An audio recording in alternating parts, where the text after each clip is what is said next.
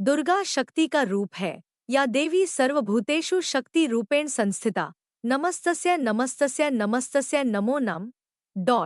दुर्गा सप्तशती में कुल 13 अध्याय हैं, जिसमें 700 श्लोकों में देवी चरित्र का वर्णन है।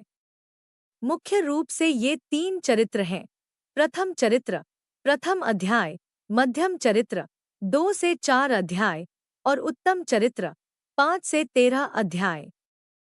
प्रथम चरित्र की देवी महाकाली, मध्यम चरित्र की देवी महालक्ष्मी और उत्तम चरित्र की देवी महासरस्वती मानी गई है।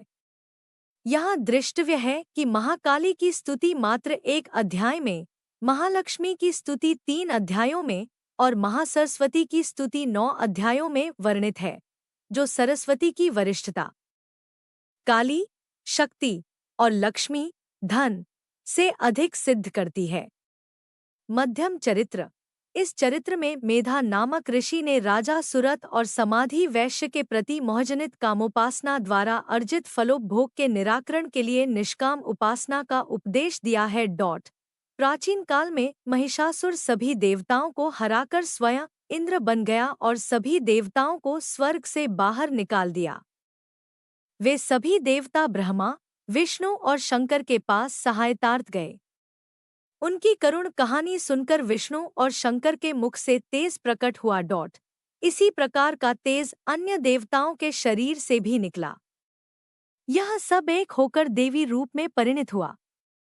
इस देवी ने महिषासुर और उनकी सेना का नाश किया। देवताओं ने अपना अभीष्ट प्राप्त कर देवी से वर मांगा।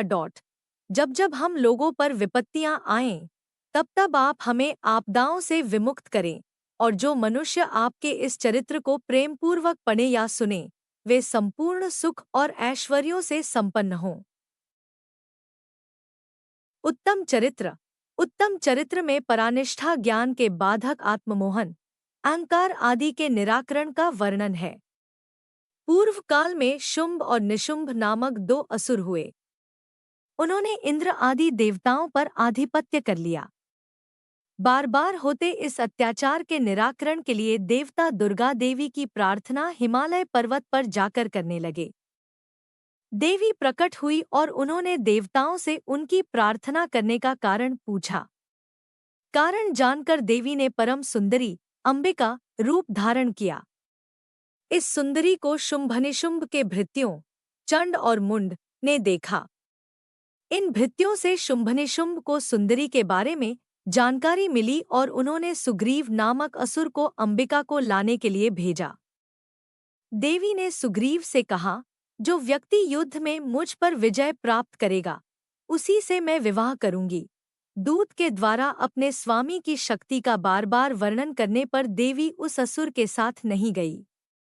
तब शुंभनिशुंभ ने सुंदरी को बलपूर्वक खींचकर लाने के लिए धूम्रलोचन नामक असुर को आदेश दिया। धूम्रलोचन देवी के हुंकार मात्र से भस्म हो गया।